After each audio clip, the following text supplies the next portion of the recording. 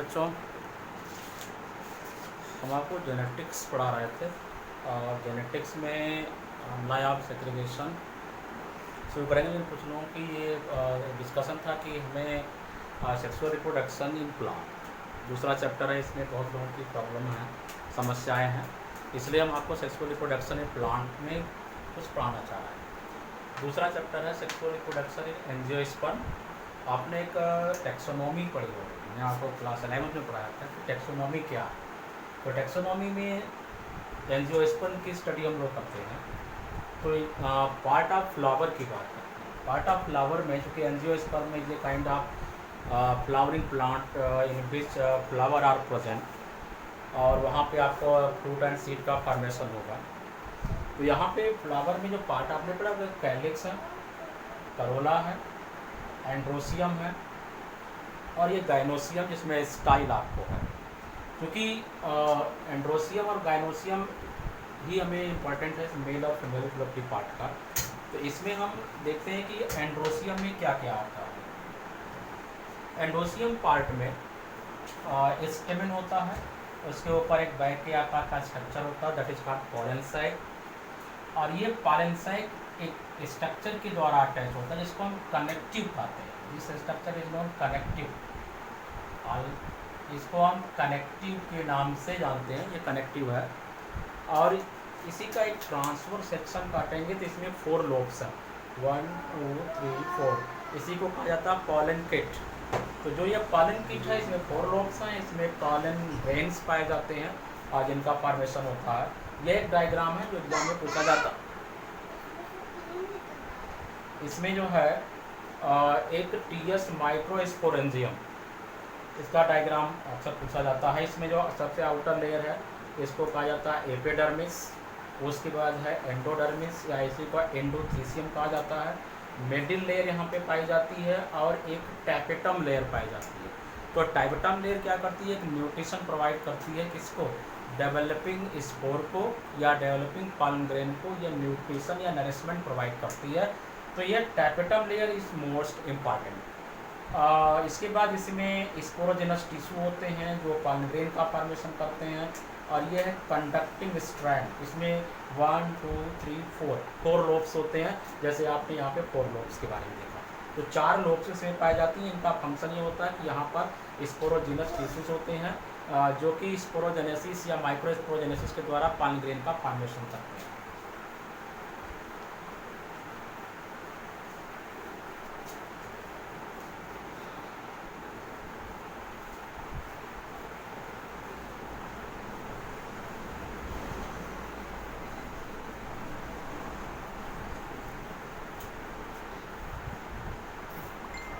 इसके बाद इसमें बेटा एक माइक्रो स्पोरोजेनेसिस। आप पूछ सकते हैं कि what is the micro sporogenesis. Micro sporogenesis A kind of process in which formation of pollen grain और मेल गैमेटोफाइट या पॉलन ग्रेन का फॉर्मेशन क्या होता है, माइक्रो स्पोरोजेनेसिस होती है। यह माइक्रो स्पोरोजेनेसिस होती कहाँ पे है, एक सेल होती है स्पोरोजेनस टिश्यू में। आप पूछते हैं जो स्पोरोजेनस टिश्यू है एंड्रोसियम में, उस स्पोरोजेनस टिश्यू में एक सेल होती है जिसको हम बोलते हैं आर्कियोस्पोरियल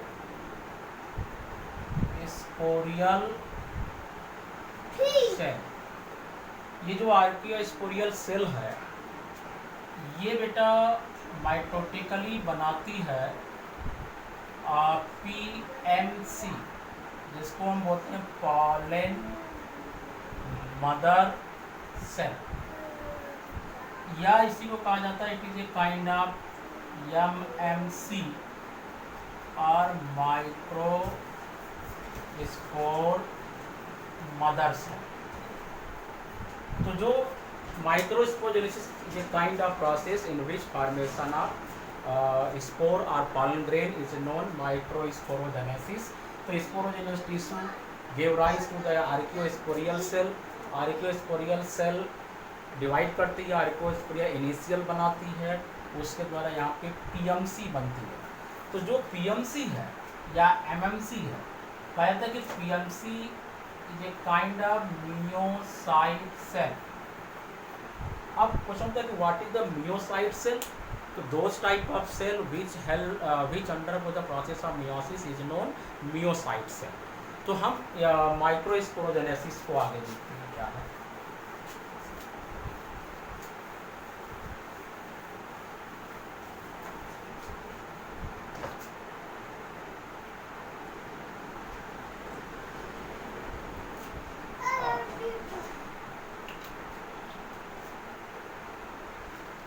यहाँ बेटा एक है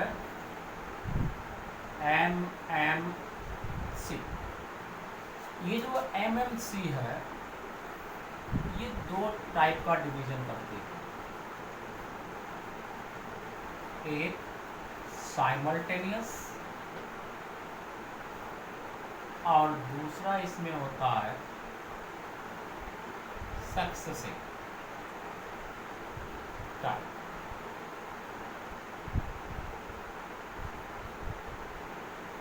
जो ये पीएमसी है ये जाती है मियोसिस फर्स्ट में। मियोसिस फर्स्ट के द्वारा इसका न्यूक्लियर डिवाइड करता है और यहाँ पे डायट बनते हैं और इस डायट के द्वारा क्या होता है कि यहाँ पे काइलोस का फॉर्मेशन होता है।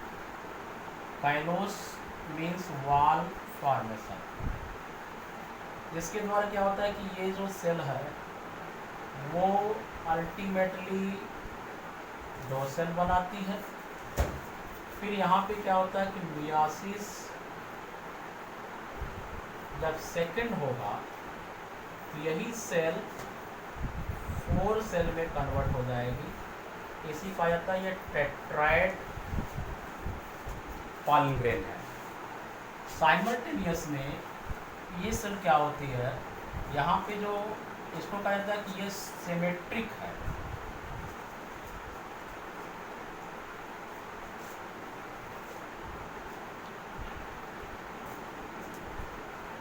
ये सिमेट्रिक है, लेकिन यहाँ पे क्या होता है कि एसिमेट्रिक होगा। तो ये जो मियोसिस फर्स्ट होगी यहाँ पर, मियोसिस फर्स्ट के द्वारा यहाँ पे 2 बनेगा, लेकिन ये कहलाती है कि ये एसिमेट्रिक। तो एक सेल से यहाँ पे 2 सेल तो बनेगी, लेकिन जब मियोसिस सेकंड होगा तो यहाँ पे एसिमेट्रिक हो जाएगा। इसलिए यहाँ पे टी या एक तरह से जो है टी से, ठीक है, या इसको हम आपको आइसोबाइलेटरल कहते हैं। तो ये जनरली क्या होता है कि जो अधिकतर ये मोनोकाट में होता है जिसमें 4 सेल्स अरेंज होती हैं, कुछ डाइकाट में पाया जाता है। ये जनरली डाइकाट में होता है और कुछ मोनोकाट में होता है। तो ये प्रोसेस इस प्रकार का माइक्रोस्पोरोजेनेसिस है। और इस माइक्रोस्पोरोजेनेसिस में 2 तरीका है, एक साइमल्टेनियस और एक सक्सेसिव डिवीजन।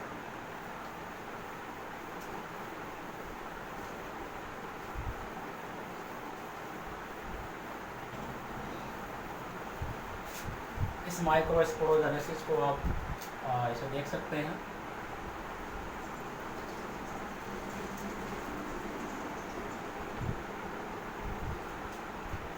और इसमें जरा देखिए, जैसे ए सेल है दैट इज कॉल्ड पीएमसी, इसमें एक डिवीजन हो गया साइमल्टेनियस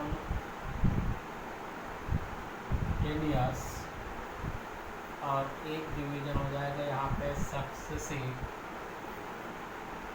ये सेल जब डिवीज़न करेगी मियोसिस फर्स्ट हो जाएगा तो यहाँ पे 1 से 2 सेल बनेगी, लेकिन ये डिवीज़न थोड़ा ट्रांसफर्स होगा।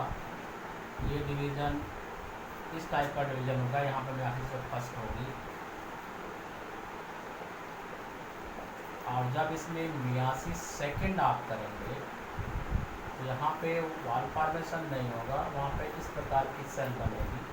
और यहाँ पे क्या होता है, डायट्स बनते हैं और इसमें 4 सेल्स बनती हैं मियोसिस सेकंड के दौरान। तो ये 82 सेकंड के दौरान होने वाला माइक्रोस्पोरोजेनेसिस है।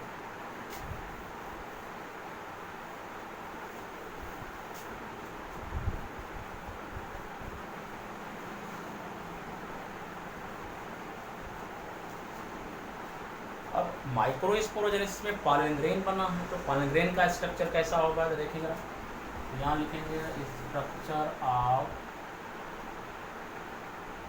Pollen grain. पॉलन ग्रेन क्या होते हैं, कई टाइप के होते हैं। कुछ पॉलन ग्रेन्स क्या होते हैं, थ्रेड लाइक होते हैं, कुछ पॉलन ग्रेन्स ओवल होते हैं, कुछ पॉलन ग्रेन इलेक्ट्रिकल होते हैं, कुछ पॉलन ग्रेन में पॉलिनिया पाई जाती है। तो सबसे लार्जेस्ट जो पॉलन ग्रेन होता है वो साइकस में पाया जाता है। स्मॉलेस्ट पॉलन ग्रेन मायोसोटिस में और ग्रासिस में पाए जाते हैं। तो स्ट्रक्चर ऑफ पॉलन ग्रेन में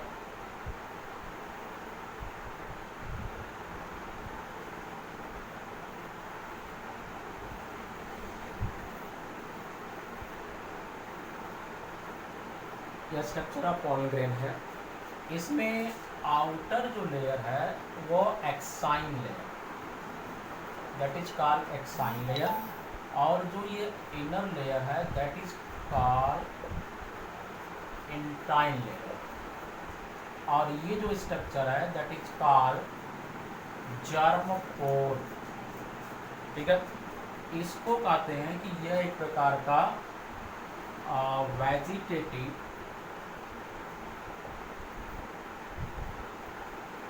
न्यूक्लियस है, और ये एक प्रकार का जनरेटिव न्यूक्लियस है।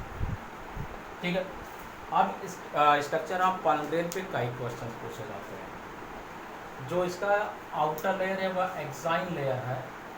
ये बना होता है केमिकल है बेटा, उसका नाम है स्पोरोपोलानिन। क्वेश्चन ये होता है कि कभी पॉलन ग्रेन क्या होते हैं कि मल्टीपल ईयर्स तक अगर किसी सॉइल में किसी अर्थ में प्रेस हो जाते हैं और तब पर भी ये डिस्ट्रॉय नहीं होती है। उसका एक रीज़न है कि जो इसकी एक्साइन लेयर होती है वह हाइड्रोफोबिक होती है, वाटर में ये डिस्ट्रॉय नहीं होती है। इस पर किसी प्रकार की माइक्रोबियल एक्टिविटी नहीं होती है। माइक्रोबियल एक्टिविटी न होने के कारण क्या होता है कि जो आउटर लेयर होती है वह हार्ड होती है। हज़ारों वर्ष तक अगर ये किसी सॉइल के अंदर फॉसिल के फॉर्म में पाई जाती है तो इसका एक्साइन लेयर क्या होती है, प्रोटेक्टिव लेयर पाई जाती है। और यह प्रोटेक्टिव लेयर क्या करती है कि पॉलन ग्रेन को रेजिस्टेंट नेचर प्रोवाइड करती है। क्वेश्चन उठता है कि जो ये पॉलन ग्रेन की लेयर स्मूथ क्यों नहीं होती, क्योंकि इसमें जो प्रोजेक्शंस होते हैं ये प्रोजेक्शन स्टिग्मा पे पॉलिनेशन के समय जब ये पॉलन ग्रेन फॉल्स करता है तो एक तरह से एक्टिव साइट, एक तरह से सबस्ट्रेटम प्रोवाइड करते हैं। ये जो इसमें जर्मोपोर पाए जाते हैं। तो ये जो जर्मोपोर हैं, ये जो प्रोजेक्शन है वो सबस्ट्रेटम प्रोवाइड करते हैं। सबसे थिनेस्ट लेयर जहाँ पे एक्साइन और इंटाइन, जहाँ पे आप मान ले सकते हैं कि एक्साइन न के बराबर होती है, इस चैनल को हम जर्मोपोर कहते हैं। जब पॉलन ग्रेन का जर्मिनेशन होता है तो वह जर्मोपोर पर ही प्रोट्यूबरेंस होता है, मीन्स यहीं से ट्यूब न्यूक्लियस क्या करता है, पॉलन ट्यूब का फॉर्मेशन करता है। कहा जाता है कि पॉलन ग्रेन का कमर्शियल यूज क्या है, इससे बी टैबलेट्स बनाए जाते हैं। ये बी टैबलेट्स क्या हैं, जो डायबिटिक के पेशेंट्स होते हैं जिनको ग्लूकोज अलाउ नहीं होता है उनको हम बी टैबलेट्स पॉलन ग्रेन के बने होते हैं वो दिए जाते हैं। ये पॉलन ग्रेन का 2 सेल स्ट्रक्चर है। अगर कभी एग्जाम में पूछे कि what is the structure of 2 cell pollen grain, ये 2 सेल पॉलन ग्रेन का स्ट्रक्चर बनेगा। तो इसमें हो गया बेटा outer layer the exine layer, inner layer is non intine layer. इसमें एक होता है वेजिटेटिव न्यूक्लियस जो थोड़ा सा इनलार्ज होता है, और इसमें जेनेटिक न्यूक्लियस पाया जाता है। जेनेटिक न्यूक्लियस की साइज स्मॉल होती है, लेकिन जेनेटिक न्यूक्लियस जेनेटिकली एक्टिव होता है। तो पॉलन ग्रेन कहा जाता है कि some pollen grain are allergic in nature. कुछ पॉलन ग्रेन्स क्या होते हैं, एलर्जी काज करते हैं। हमने इसका एक मेडिकल यूज बताया कि इससे बी टैबलेट बनाए जाते हैं। और कुछ पॉलन ग्रेन क्या होते हैं, एलर्जी काज करते हैं। जैसे बेटा एक है पार्थेनियम हिस्टोस्पोरम।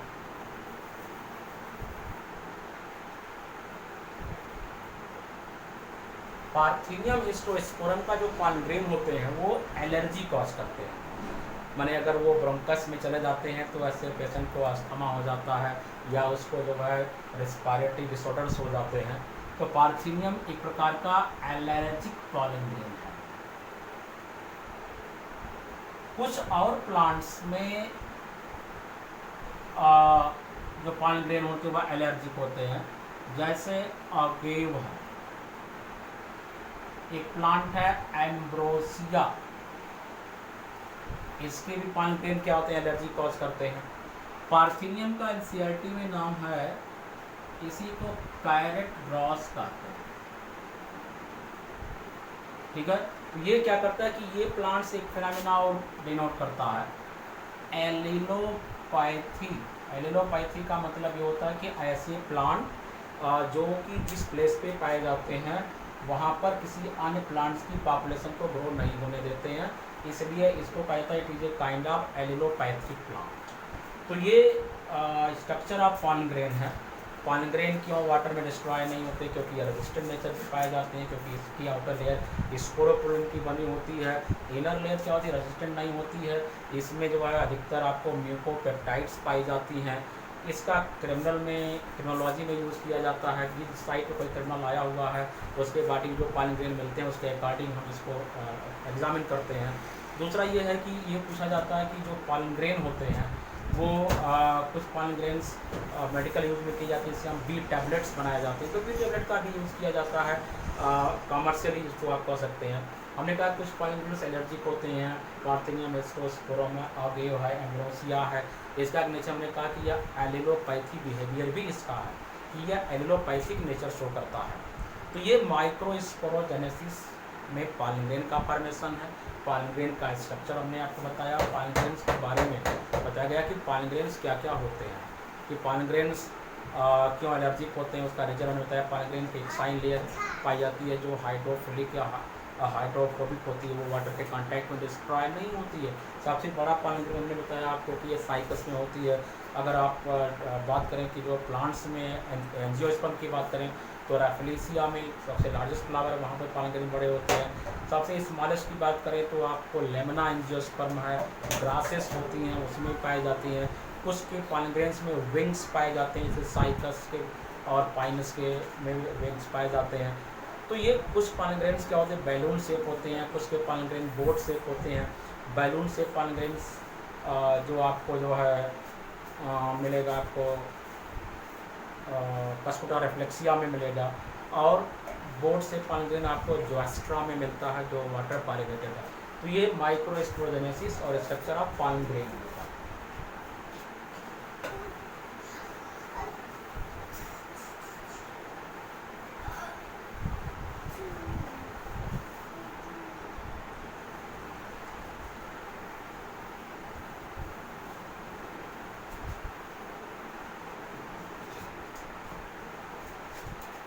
अब इसमें है गाइनोसियम।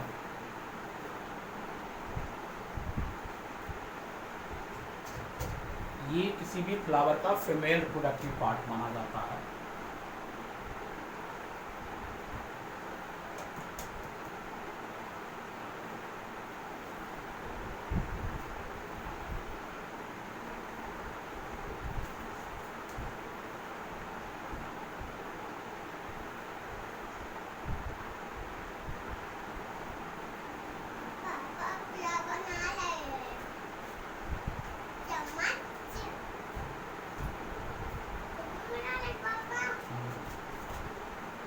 ये बेटा है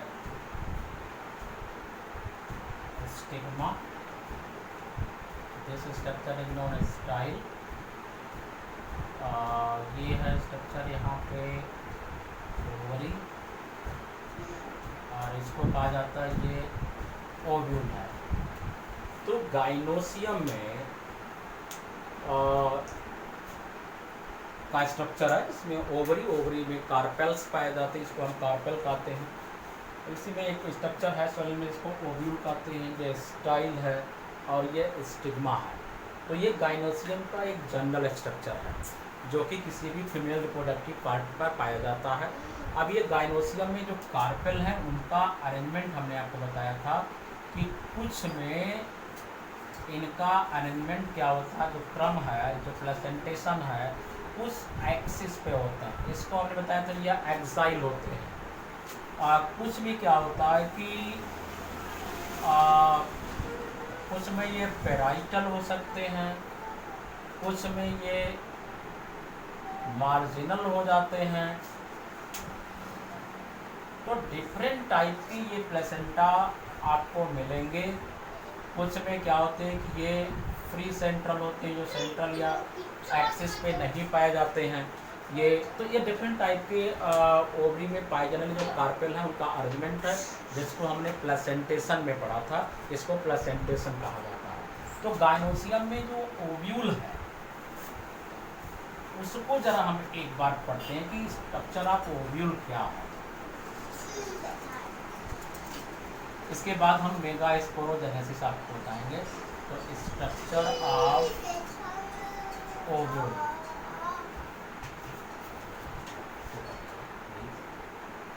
तो स्ट्रक्चर ऑफ ओव्यूल में कई टाइप के ओव्यूल्स होते हैं। कुछ आर्थोट्रापस होते हैं, कुछ एनाट्रापस होते हैं, कुछ हेमी एनाट्रापस होते हैं, कुछ कंपाइलोट्रापस होते हैं, कुछ सर्केनोट्रापस होते हैं।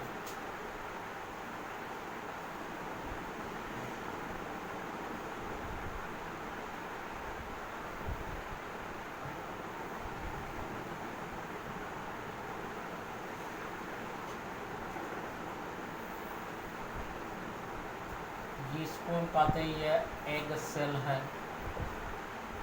और जिसमें एग सेल पाई जाती है that is called egg apparatus. यहाँ पे एक फिंगर लाइक प्रोजेक्शन पाई जाती है, जिनको हम कहते हैं फिलीफॉर्म एपरेटस। इसको कहा जाता है, इसका फंक्शन ये होता है कि ये जब एंट्री ऑफ पॉलन ट्यूब होती है उसको गाइड करता है। इसको हम सेकेंडरी न्यूक्लियस कहते हैं या पोलर न्यूक्लियाई के नाम से जाना जाता है। इसको हम एंटीपोडल सेल कहते हैं, ये 3 सेल न्यूक्लियस है। इसको हम कहते हैं ये सिनर्जिड है। तो ये कॉमन स्ट्रक्चर आप एम्ब्रायोसाइट मान सकते हैं। 7 सेल 8 न्यूक्लिएटेड, ये 7 सेल 8 न्यूक्लिएटेड पॉलीगोनम टाइप एम्ब्रायोसाइट का। देखो 1 2 3 4 5 6 7 8 न्यूक्लियस है।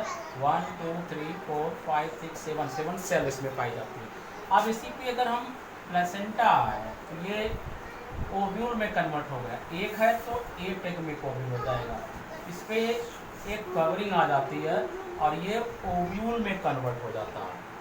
जहाँ पे ये ओपनिंग हो जाती है इसको हम कहते हैं ये माइक्रोपाइल है। और जो कुछ कनेक्टिव मास लाइक स्ट्रक्चर है, कनेक्टिव मास लाइक स्ट्रक्चर यहाँ पे है, इसको हम कहते हैं दिस इज द न्यूसिलस। और इसके नीचे हम आते हैं दैट इज कॉल्ड चैलरा। इसको हम कहते हैं ये हीलस है। और इसके नीचे हम जाते हैं that is called funicle. Is a general structure of ovule. एक सेल एक अपरेटस में पाई जाती है, 2 यहाँ पे सिनर्जिड सेल हैं, और यहाँ पे एक finger like projection that is called filiform apparatus है। इसमें पोलर न्यूक्लियाई या सेकेंडरी न्यूक्लियस है, और इसी में 3 एंटीपोडल सेल्स हैं। इसके ऊपर कुछ कवरिंग है जिसको हम माइक्रोपाइल, जहाँ पे कनेक्ट होगी इसको माइक्रोपाइल्स कहते हैं। और कुछ कनेक्टिव मास लाइक स्ट्रक्चर यहाँ पे है दैट इज कॉल्ड न्यूसिलस। उसके नीचे भाग को हम चैलजा कहते हैं। इस भाग को कहा जाता है यह हीलस है, यह फ्यूनिकल है। तो ये स्ट्रक्चर ऑफ ओव्यूल है।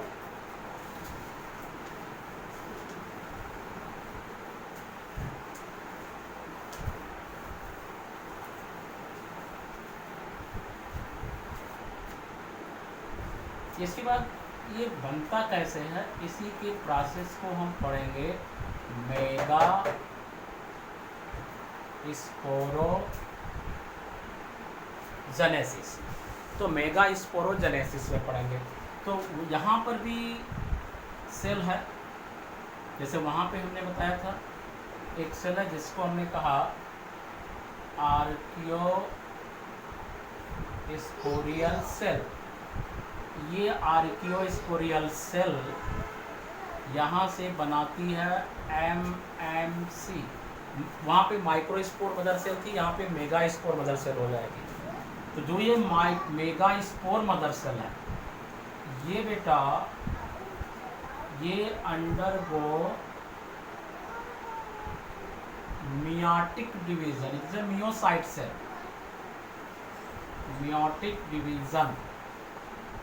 तो मियोटिक डिवीजन में पहले एक न्यूक्लियस, दो न्यूक्लियस बनाएगा और फिर क्या होता है, दो न्यूक्लियस से चार न्यूक्लियस बनेंगे। इसमें से 3 न्यूक्लियस क्या कर जाएंगे,